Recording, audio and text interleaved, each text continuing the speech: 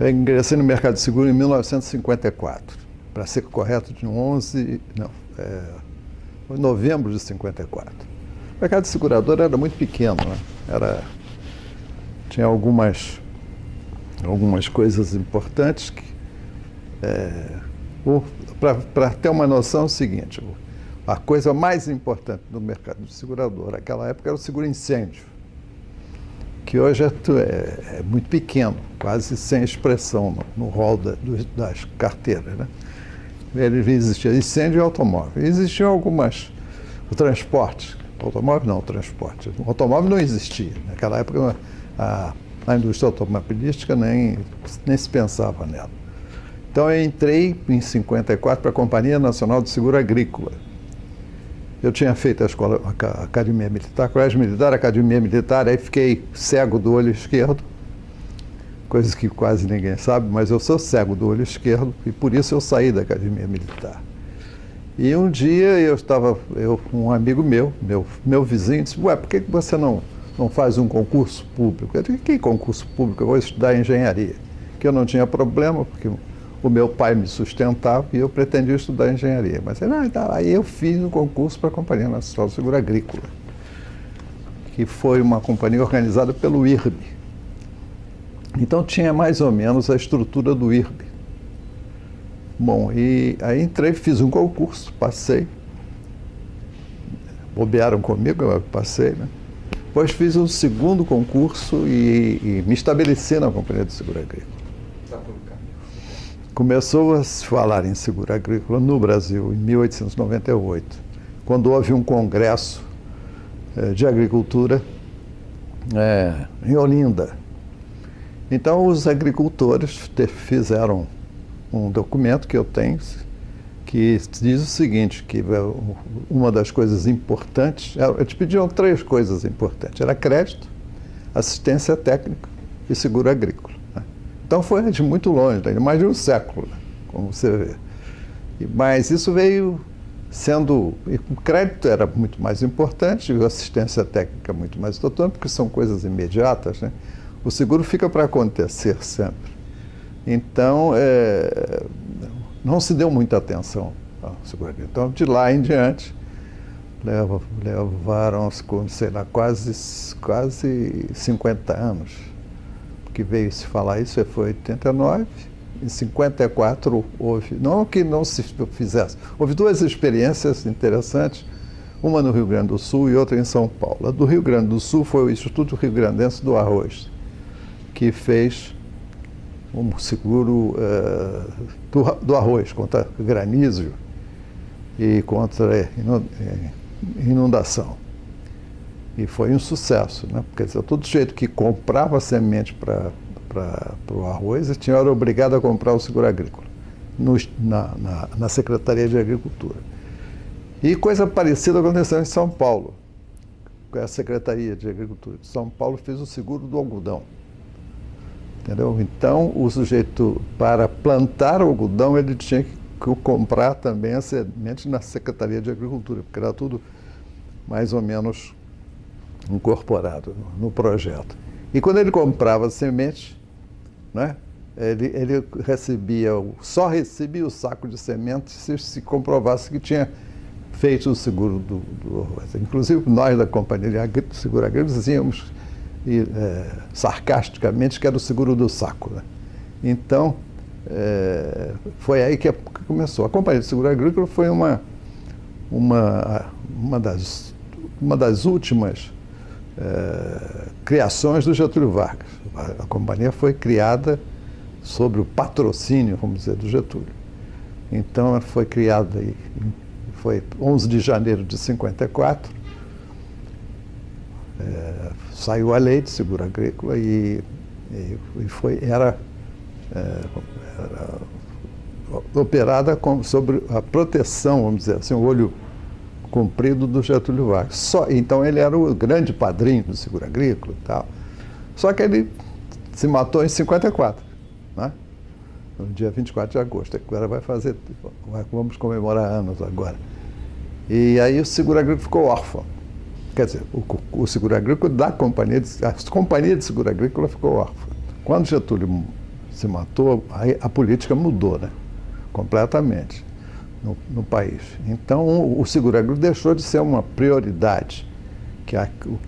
Prioridade é o quê? Eu já te dizer, eu quero que se faça isso. E era feito. Ele tinha um poder discriminatório muito grande, né? E mandava fazer. Então, havia uma pretensão, mais do que pretensão, uma decisão de Getúlio de tocar o seguro agrícola para frente. Só que quando ele morreu, todas as pessoas que estavam em volta daquilo começaram a se afastar, porque era uma promessa.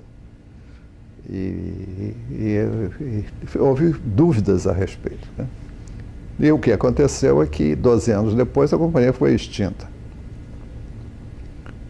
Foi assim, então, que começou. Bom, aí, o que é que aconteceu? A companhia começou a fazer, essa turma toda que estava lá era um pessoal jovem.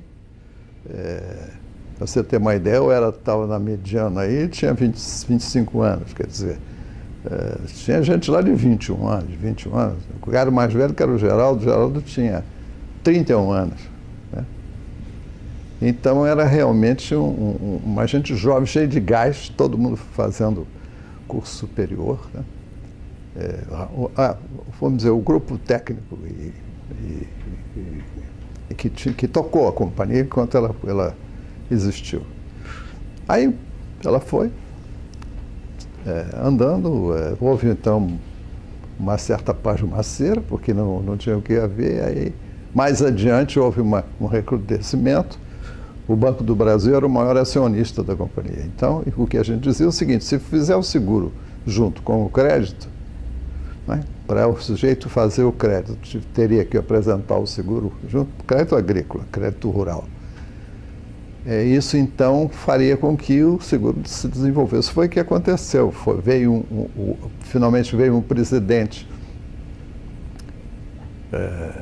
técnico para assumir a presidência da companhia, que era um funcionário alto do Banco do Brasil, era o chefe do setor de seguros do Banco do Brasil. E aí se fez, durante 2 anos agrícolas, se fizeram seguros de trigo. E foi uma coisa muito, muito interessante, porque o seguro mostrou, essa operação demonstrou uma opção de coisas. Uma primeira que era possível fazer, apesar de não existir. Eram 600 mil hectares, isso atualmente é bobagem, né? Para a soja, por exemplo, 600 mil hectares é bobagem, mas naquela época era um escândalo. E fizeram a coisa, todos os técnicos eram contra fazer, para esta eventualidade, o seguro do trigo. E foi exatamente o que os políticos forçaram a barra. Os gaúchos tiveram muita influência no seguro, que tem até hoje, né? Então, a FECOTRIGO, que era a Federação dos Tricultores Gaúchos, forçou a barra de tal maneira que se fez o seguro do trigo, 2 anos seguidos. Então, mesmo sendo um seguro, naquela época se dizia que se plantava trigo e se colhia giberela e septória, que eram duas doenças do trigo. Mas, de qualquer forma, foi feito e foi segurado todo o trigo plantado no Brasil. A Companhia de Seguro Agrícola era uma companhia de economia mista. Então, tinha recursos do Estado e recursos particulares. Quais eram os recursos particulares? Todas as seguradoras, aí você lembra que naquela época o regime era autoritário, embora fosse democrático, ele tinha um autoritarismo a partir da presidência da República, ainda mais com o Getúlio, que foi ditador não sei quanto tempo, voltou e continuou exercendo o mesmo, vamos dizer, a mesma tradição que estava inscrita nele, né? Então, quando se fez a Companhia de Seguro Agrícola, para montar o capital, se chamou logo de início as seguradoras, que tinham 30% do capital. Depois, o Banco do Brasil, que tinha 45% do capital. E uma porção de estatais, eu não me lembro mais, mas uma porção de estatais que participaram da formação da companhia. Então, o banco entrou, quem colocou o banco nisso, e provavelmente estava o dedo do Getúlio aí, era o seguinte: se o banco é o maior acionista, ele vai se interessar por tocar a companhia para frente, não é isso? Mas o banco não se interessou, a não ser mais tarde, quando veio foi designado este empregado do Banco do Brasil, que era o chefe do Departamento de Seguros do Banco do Brasil, para tocar a companhia. Ele, durante 2 anos e pouco, 3 anos quase, ele fez essas 2 campanhas, como nós chamamos lá, que era a campanha do trigo, que teve um sucesso danado, mas por que não foi para frente? Porque mudou a conjuntura política mais uma vez. E ele saiu de lá. Aí voltou-se o antigo esquecimento a respeito da Companhia de Seguro Agrícola. A Companhia de Seguro Agrícola não existia, de fato, no organograma nacional, né? Então, ela foi se mexendo. Quando veio a Revolução Militar, se conseguiu mudar a lei do seguro agrícola, dando uma certa independência a ele, mas recuperou-se o capital, que estava indo embora, porque não tinha receita, o capital estava indo todo embora, mas se recuperou-se, foram 100 milhões de moedas, eu não sei mais o que era naquela época, deve ser um cruzeiro daí. E então a companhia voltou a ficar muito forte, sob o ponto de vista econômico. Mas os diretores da companhia eram tudo, menos empresários, né? Então o presidente era um agrônomo que tinha sido secretário-geral do Ministério da Agricultura. Então presumia-se que ele teria muita influência no Ministério da Agricultura, na parte toda de agricultura, etc. e tal, que na realidade não se revelou assim. E ela foi se desenvolvendo de uma maneira bastante medíocre, né? E até que veio o Decreto-Lei 73, e isso incomodava as companhias de seguro agrícola, incomodava os seguradores, porque era um negócio que não funcionava, mas que estava lá. Estava o governo participando do mercado segurador, e mal, né? Então a companhia foi extinta, isso foi em 66, né? O Decreto-Lei 73 de 66, tem lá um artigo que é assim: fica extinta a Companhia Nacional de Seguro Agrícola. O Decreto-Lei 73 passou a responsabilidade para o IRB. O IRB, quando assumiu o seguro agrícola, a partir do Decreto-Lei 73, que é o regulamento de seguros, né, o nosso regulamento, ele não assumiu a responsabilidade de desenvolver o seguro propriamente. Ele assumiu a responsabilidade de manter o equilíbrio e a economia do seguro, com o tal do Fundo de Estabilidade do Seguro Agrícola. E que esse negócio foi feito e na expectativa. Aí houve o seguinte: esse mesmo Decreto-Lei 73, ele acabou com uma coisa que existia, que eram as seguradoras dos fundos de pensão estaduais. Então todo fundo de pensão que se prezava tinha lá pelo menos uma carteira de seguro agrícola. Então o Decreto-Lei autorizou, ele propôs e acabou tendo sucesso nisso, que essas entidades transformassem os seus departamentos de seguro em seguradoras. Então 4 estados fizeram isso: foi São Paulo, Minas Gerais, Rio Grande do Sul e Rio de Janeiro. Cada um deles fez uma companhia de seguro. E elas se dedicaram mais a seguro agrícola do que a qualquer outra coisa, com exceção de São Paulo, que também foi através da Companhia de Seguro do Estado de São Paulo, que é a COSESP, que fazendo seguro agrícola também fez uma opção de outras, desenvolveu uma opção de outras carteiras, né, automóvel, etc. Tal. E essas companhias não tiveram sucesso, né?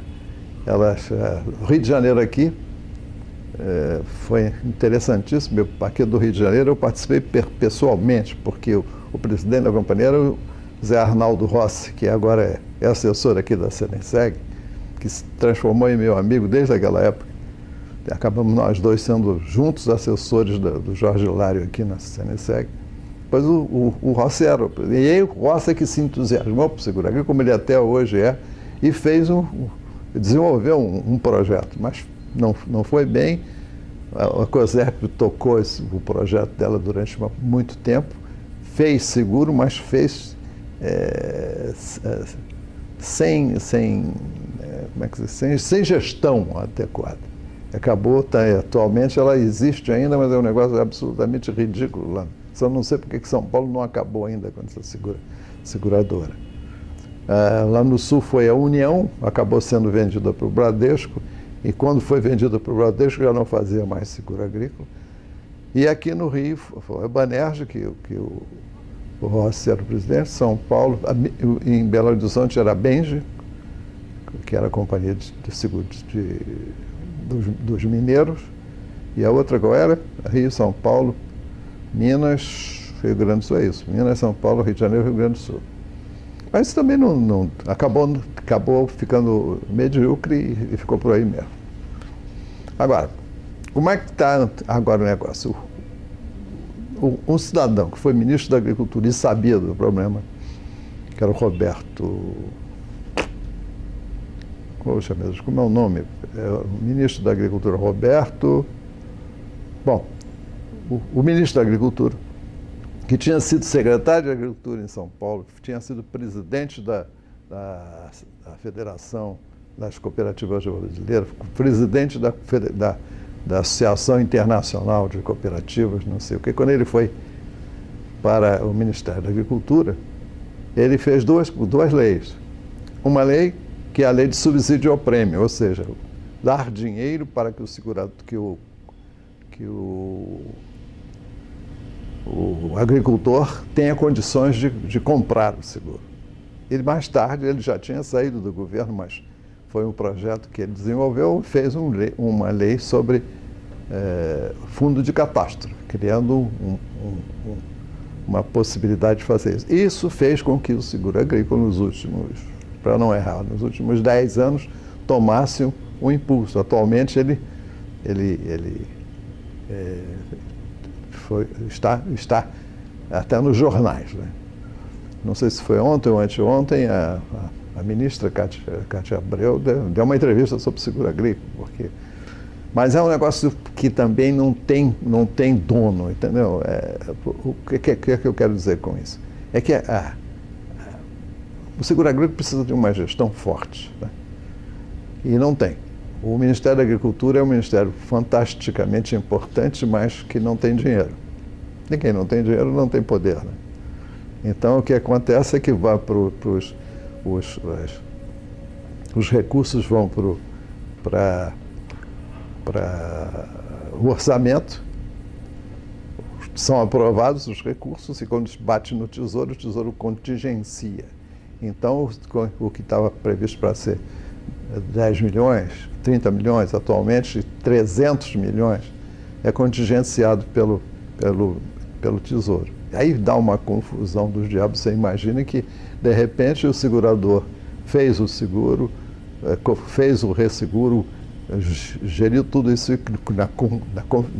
na confiança de que o recurso vai ser pago ao agricultor. E aí não é pago, ou é só parte. Aí fica uma coisa horrorosa. E isso todo ano acontece. Isso. Parece que agora, com essa nova gestão da Cátia Abreu, que é uma mulher do setor, né? Ela é agricultora. Então, ela liberou alguns dinheiros, entre os 300 milhões, era um dinheiro de 14, e a burocracia diz o seguinte: olha, é de 14, você não pode pagar em 15, em 2015. Aí foi uma confusão, teve que fazer uma medida provisória, que foi recentemente aprovada, liberando os 300 milhões de 2014 para 2015 pagar o que o governo devia. Então é uma coisa que tem muita dificuldade. O primeiro é o seguinte: o seguro agrícola foi muito interessante, foi interessantíssimo. Isso já aconteceu aqui, uma coisa parecida, com Qual era o seguro? Acho que era o seguro um microseguro, se não me engano. Eu não sei qual foi o seguro que veio um representante do Canadá aqui. Um sujeito que trabalhava na empresa do Canadá. Aí isso aí foi interessantíssimo, porque disse, isso é muito fácil de fazer, porque os agricultores declaram no imposto de renda quanto foi que eles pagaram, quanto receberam, quanto plantaram, com que condições e tal, isso tudo vem no imposto de renda. Então é facílimo, o governo faz através disso. Então, aí eu me lembro que eu estava junto do Cláudio contador, eu estava ao lado, o diretor da Escola de Seguros, eu estava junto do contador, eu olhei para o Cláudio e o Cláudio disse, já sei, seguro agrícola nunca vai funcionar. Eu digo, é claro, porque eu imagino fazer com o que é declarado no imposto de renda, não vai funcionar nunca. Foi que lá nos Estados Unidos também é assim. Quer dizer, há uma condição a partir das responsabilidades do agricultor em relação ao Tesouro americano, que obriga que ele declare tudo a respeito da lavoura dele. E quando declarando tudo, é possível fazer tudo que é necessário. Aí começar pelos cálculos atuariais, né? Que aqui, até hoje, a gente não sabe muito bem como é que funciona. Mas então, a partir disso aí, eles organizaram, tem uma empresa chamada Federal Crop Insurance Corporation, que é uma federação de seguro rural, né? Que é quem faz isso. E é uma entidade estatal que faz tudo menos a venda. A venda é feita por companhias de seguro. A comercialização é feita, mas não são muitas não chegam a 20, entendeu? E isso então, olha, do meu ponto de vista pessoal, isso é que vai acabar acontecendo aqui. Vai daqui a pouco aparecer uma entidade, seja pública ou privada, ou mais ou menos, que vai fazer isso. Porque você imagina, a Comissão de Riscos Rurais da CNSEG é uma comissão importante. Sentam-se lá pessoas importantes são 9 seguradoras que fazem seguro agrícola. 9 ou 10, não sei. Bom, acho que são 10 atualmente. E eles entram lá com muita competência, etc. Mas cada um defende o seu próprio interesse, que não seria diferente, né? Então não está sentado lá nenhum estadista pensando em transformar o seguro agrícola em uma coisa formidável, apesar de contrariar alguns interesses. Então, os seguradores têm essa primeira coisa que na realidade existe, né? Eles sentam, discutem, não sei o quê, mas falta uma decisão de Estado, né? Quer dizer, tem duas coisas importantes no seguro agrícola, sem as quais não se faz seguro agrícola. O primeiro é saber que o prêmio, quer dizer, o custo do seguro agrícola é muito alto. É tão alto que o agricultor não aguenta pagar. E isso não é no Brasil, não. Começa nos Estados Unidos. Em todos os países que fazem seguro agrícola, o Estado é chamado a concorrer.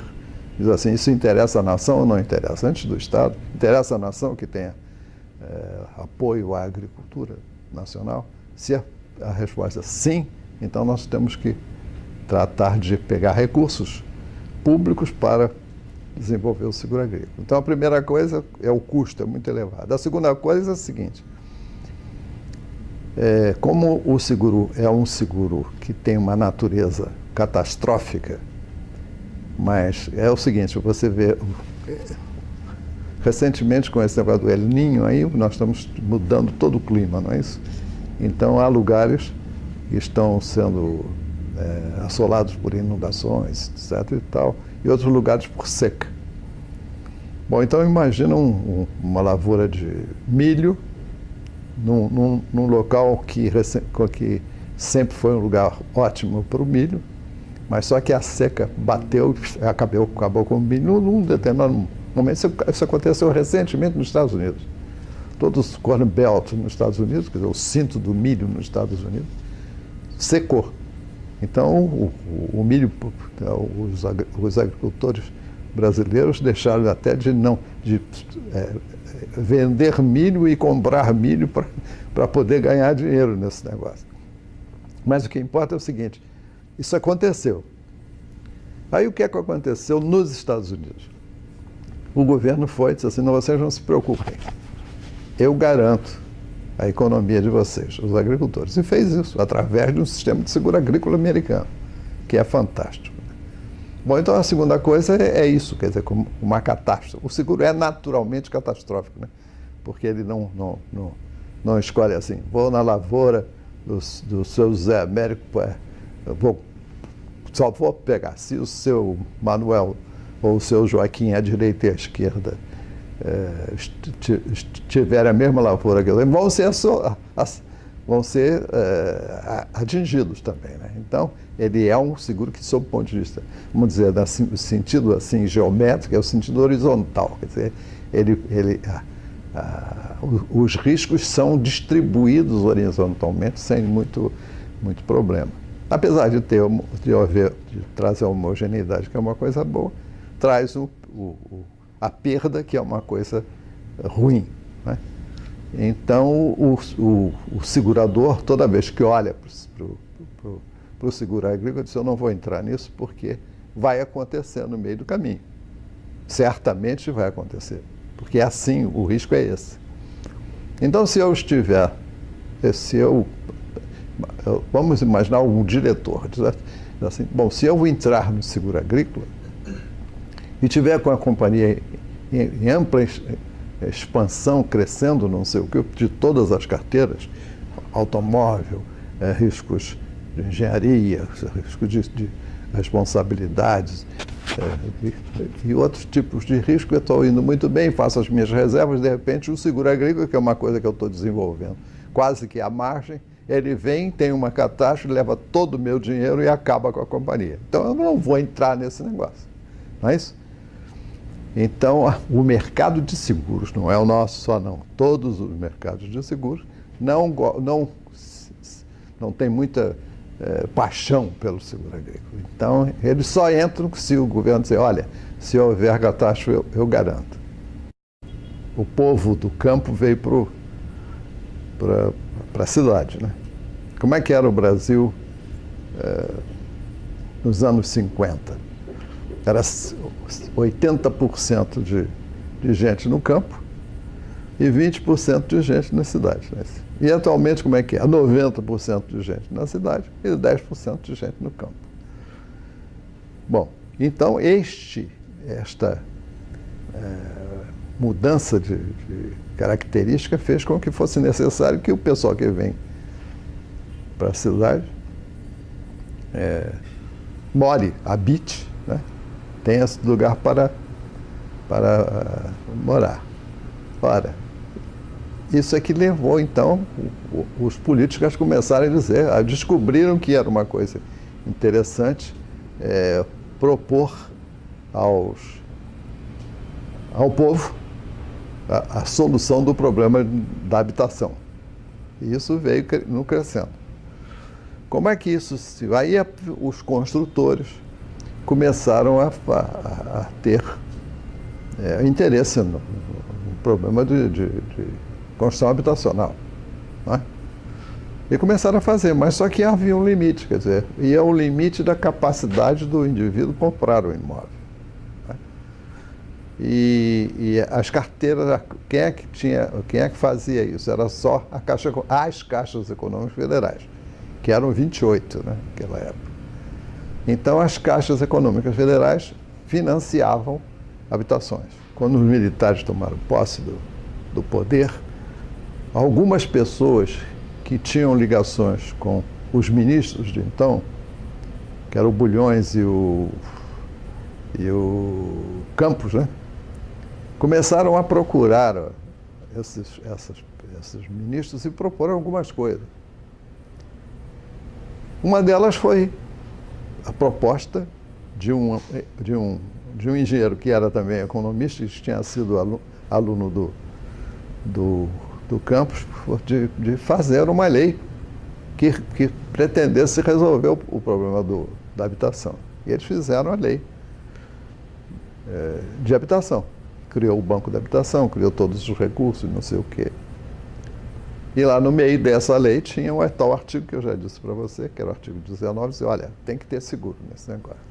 Mas a lei estabelecia a regra para fazer habitação e saneamento. Isso foi feito, a habitação sem dúvida foi feita. Chegou, em um determinado momento, tinha 6 milhões de habitações sendo feitas no país. Agora falei, vou fazer 1 milhão de casas, besteira. Pô. O BNH chegou a fazer 6 milhões. E foi extinto pelo nosso mais fantástico presidente da República, que foi o seu Sarney. Né? Tanto falam mal de tanta gente, esquecem de falar dessa beleza que é o Sarney. Ele acabou com o Banco da Habitação, entre outras coisas. Loteou o país para os seus apaniguados do PSDB e vai por aí. Mas o fato é o seguinte, o banco foi estabelecido durante algum tempo, foi difícil porque a gestão do Banco da Habitação não foi feliz, mas logo em seguida foi mudada a gestão e foram para lá pessoas de muita competência. Né? E essas pessoas de muita competência criaram o Sistema Nacional de Habitação. Né? Aí criaram as companhias de habitação, criaram os agentes financeiros de habitação, as cooperativas habitacionais e uma série de instrumentos, as letras imobiliárias, e uma série de instrumentos que permitiram que o caso fosse, inclusive o Fundo de Garantia de Tempo de Serviço. Então a gente manteve essa coisa funcionando. Até que o banco acabou, aí deu uma confusão. Ninguém era de ninguém. Porque acabou o Banco da Habitação. Quem é que trata da habitação daqui? Aí teve o óbvio, quem trata é a Caixa. Aí existia uma luta intestina entre a Caixa e o Banco do Brasil, sabendo quem é que ia ser mais importante. Né? Aí a Caixa diz, não, o banco pode ficar quieto aí porque eu vou fazer só habitação. E passou a fazer habitação. Pegou todo o que tinha no BNH e passou a fazer habitação. E tocou isso. Mas até que isso se resolvesse, levaram 2 anos. Tá? O IRB entrou no meio do caminho para tornar a coisa, o seguro factível, manter o seguro funcionando. Entendeu? E durante algum tempo foi ele que disse como é que devia fazer, como é que é. Foi muito uma influência nossa que fazemos o seguro habitacional. Dizer, IRB, você tem que entrar nesse negócio, alguém tem que dizer como é que se faz. Ah, mas como é que faz? Não, a gente vai ajudar vocês. Então ele foi fazendo como ressegurador, entendeu? Até naquela época ele ainda tinha muita importância. E aí foi tocando o negócio e o seguro permaneceu vigente. Então o seguro era simplesmente desconhecido, a época em que eu entrei. Os prêmios de seguro, as receitas do seguro, não atingiam a 1% do PIB. Né? As coisas começaram a acontecer realmente quando veio o Juscelino Kubitschek. Né? Quando ele chegou e deu uma sacudida na economia nacional, entre outras coisas, ele é o grande promotor da falência da Previdência Social. Né? Coisa também que muita gente finge que não sabe. Ele precisava de dinheiro para construir Brasília. Quem é que tinha dinheiro para construir Brasília? Os institutos de previdência, que tinham as reservas técnicas dos planos de previdência. Ele passou a mão nas reservas técnicas para construir Brasília e disse, o governo garantirá as reservas. Então aí começou a haver uma necessidade de, como é que se diz, de aprimorar o seguro. Foi com o Juscelino que começou a se pensar que seguro era uma coisa importante, não sei o quê, mas mesmo assim continuávamos nós lá a menos de 1%. Aí foi um presidente para o IRB que tomou uma porção de medidas interessantes, foi o Zé Lopes de Oliveira. Ele entrou no IRB E começou a mudar coisas, etc. Tal, alguns tipos de seguro, etc. Tal. Então, a gestão do Zé Lopes foi uma gestão, ele ficou 8 anos no IRB. Foi muito importante. Deu, inclusive, importância ao seguro. Começou a dar importância ao seguro. Bom, aí começaram a se desenvolver alguns seguros importantes, como era o seguro de automóvel. Isso tudo com o projeto nacionalista lá de trás, né, que criou o IRB. Porque naquela época o mercado de seguro era dos estrangeiros. Aí disseram, não, vamos acabar com isso. Como é que acaba? Por que é estrangeiro? Porque dizem que nós não sabemos fazer o seguro e que nós não temos capital para bancar o seguro. Aí o Getúlio Vargas, os homens já disseram, não. Saber o que é seguro é muito simples, a gente manda a gente estudar. Segundo, ter capital é fácil, eu vou prover capital para fazer isso. E como? Faz uma entidade que tenha o poder total sobre o mercado de seguro. Com quem? O Instituto de Resseguro do Brasil. Como ninguém pode viver sem resseguro no mercado de seguros, pelo menos para os riscos mais tarados, né? Mais importantes, tarados no sentido de peso, né? De pesados, ele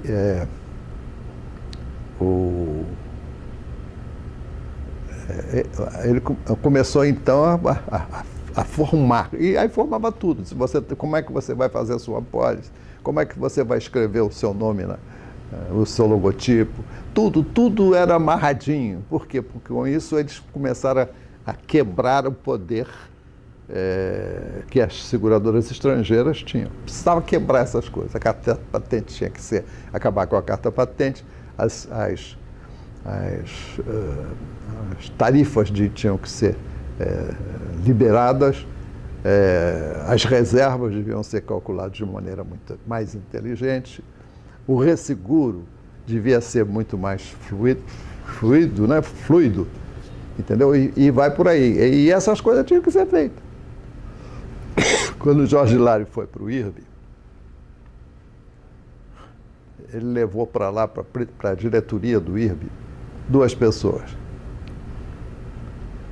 Uma que era um sujeito muito importante na área de resseguro internacional. Hélio Rocha Araújo era o diretor de operações internacionais. E levou um cara para ficar nas operações nacionais, que fui eu. Aí o Jorge Hilário pegou um sujeito que ele conhecia, que tinha sido diretor com ele na CVM, e trouxe para o mercado de seguro, que foi o João Regis Ricardo dos Santos. Regis, como ele é conhecido no mercado. Então, nessa época, nós fizemos o quê? Acabamos com as cartas patentes. Nós abrimos as tarifas, certo? Nós abrimos, fala assim, o mercado segurador foi aberto agora com a saída do IRB. Antes de abrir para o mercado internacional, foi aberto para o mercado nacional. E isso foi nessa época. Circular 22 é o seguinte, eu contei para você que os prêmios de seguro eram muito caros, exageradamente, né? Então, isso que sobrava, os corretores forçavam as seguradoras a receber o prêmio e pagar a eles de forma que eles pagassem lá os interessados. Era um tipo de corrupção particular, né? Aí, o que aconteceu? Precisava acabar com isso. Era muito simples, a gente devia dizer o seguinte, a tarifa não existe mais e vocês podem usar outras, mas isso era complicadíssimo, porque a estrutura legal do regulador era de tal maneira apertada que não dava para fazer isso. Aí o Regis foi e estudando esse negócio, descobriu que ele podia fazer uma resolução do Conselho dizendo o seguinte, olha, vocês estão liberados, as seguradoras estão liberadas para dar descontos em cima do prêmio, tanto quanto for possível. Com isso, ele reduziu barbaramente o valor do prêmio. É claro que o diretor lá, diante disso, ele não ia assumir, não, eu quero continuar pagando 10 se eu posso pagar 100, se eu posso pagar 10, né? Inclusive ficava para o respeitável público dizendo, olha, esse cara está levando dinheiro onde não deve, né? Tem outros tipos mais fáceis. Tá? Mas, bom, então essa circular 22 deu um rolo. Os corretores foram à loucura. E isso tudo decorreu de uma ação da Receita Federal, que nos chamou lá e disse, olha, nós ficamos sabendo que deu um caixa 2 de vocês aqui que não está justificado. Onde é que está esse dinheiro? Nós vamos fazer uma ação junto às seguradoras da Receita Federal, de forma de acabar com isso. Aí, o que é que aconteceu? Eu disse, não, peraí, dá um tempo que a gente resolve. Entendeu? E começamos a resolver com essas coisas. Etc. Então, este foi um momento importante. E o resseguro foi liberalizado, né? Não acabou, mas ele começou a ser liberalizado, etc. As coisas eram discutidas no interesse, muito mais no interesse do segurado do que do segurador e do corretor. E então esta foi uma marca importante. Já nessa época se falava claramente na abertura do resseguro, entendeu? Houve um encontro nosso com o pessoal do Itamaraty. Foram dois diplomatas nível embaixadores. Foram para essa reunião e eu, Jorge e Hélio estivemos com eles. E a discussão não era, no final da discussão, não era se ia haver ou não ia haver abertura, é quando ia haver abertura. Era um deles dizia que era dentro de 5 anos e o outro dizia que era em 10 anos. Levou 18, mas não tem problema. Então, já naquela época se falava, eles precisavam da abertura do resseguro como trunfo nas discussões do CAT, entendeu? Então era um dos trunfos que o Brasil tinha, a dizer, olha, eu vou abrir o mercado para vocês. O que é que vocês me dão em troca? A Constituição tinha um artigo, se eu não me engano era o 192, item 2 e 3, que dizia que o mercado de seguro era uma operação financeira constituída de não sei o que lá e um ressegurador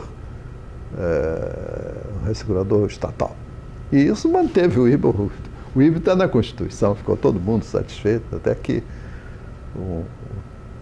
a gente conseguiu, foi um corretor que era deputado, Cunha Bueno, o nome dele. O Cunha Bueno é que propôs como é que se chama? A PEC, né? O projeto de alteração da Constituição, propôs tirar isso da Constituição e aí começou a abertura do seguro. Ninguém fala nesse negócio.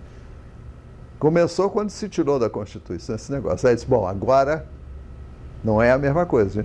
A gente conseguiu uma leizinha que acabe com isso, é fácil. Antigamente não podia, o cara dizia, não, essa lei é inconstitucional, agora não tem mais nada disso, o resseguro é uma coisa como outra qualquer.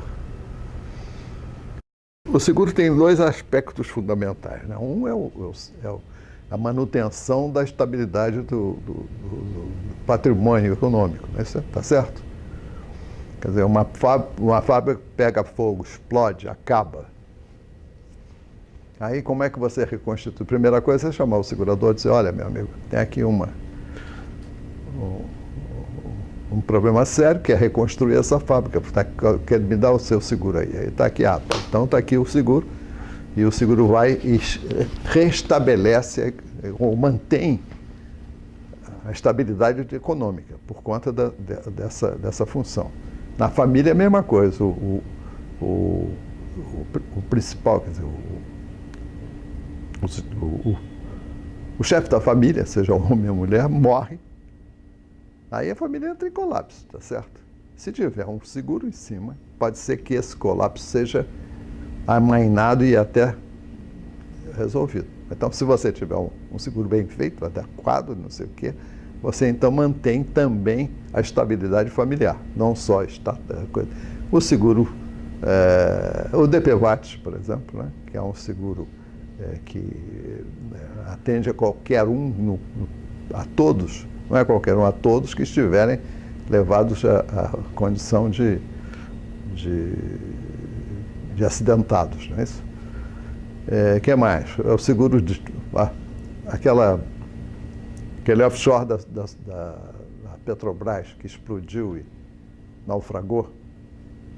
Se eu não me engano, foram 560 milhões de dólares que foram pagos em 180 dias, quer dizer, 6 meses. Entendeu? Então, toda essa contribuição em relação ao risco é evidente, senão não existiria o seguro. E a outra é a seguinte: o que fazer com as reservas? Por que se constitui reservas? É porque, como o seguro é uma coisa para acontecer depois, você tem que guardar o dinheiro que você cobrou para pagar depois. Então, você reserva o dinheiro, tá certo? Então, você pega o dinheiro que você recebeu, tira a parte correspondente ao risco. O que é que você separa? Separa comercialização, administração,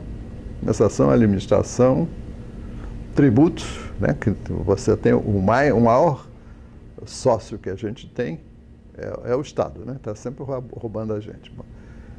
Bom, e sobra então o que se chama prêmio puro, ou o valor do risco em si mesmo. Então isso tem que ser guardado, porque ao longo do tempo ele vai sendo consumido e o ideograma de crise em mandarim, se eu não me engano, é o mesmo que de oportunidade, é usado para um e para outro, tá certo? Então, a crise é uma grande oportunidade para quem está fazendo isso. O mercado continua crescendo. Você não vê nenhum segurador realmente reclamando que está perdendo, tal. Reduziu, as coisas estão reduzindo, mas estão reduzindo e mantendo o resultado, né? A área financeira é muito importante, as próprias reservas bem aplicadas, tá certo? Levam a um resultado importante para a própria seguradora, então mantém-se isso aí. Agora, há uma porção de coisas a acontecer, né? Uma coisa, por exemplo, que está se sofrendo é a redução dos seguros garantia. Como não existe mais construção, quer dizer, obras públicas, né? O seguro garantia parou de funcionar, mas mesmo assim continua crescendo, através de uma nova carteira, que é o seguro de operações judiciais. Bom, então eu acho o seguinte, que todas as novas demandas que ocorrem no ponto de vista jurídico, econômico, social, demandam sempre risco, né? Qualquer coisa que você faça, você está se expondo ao risco, né?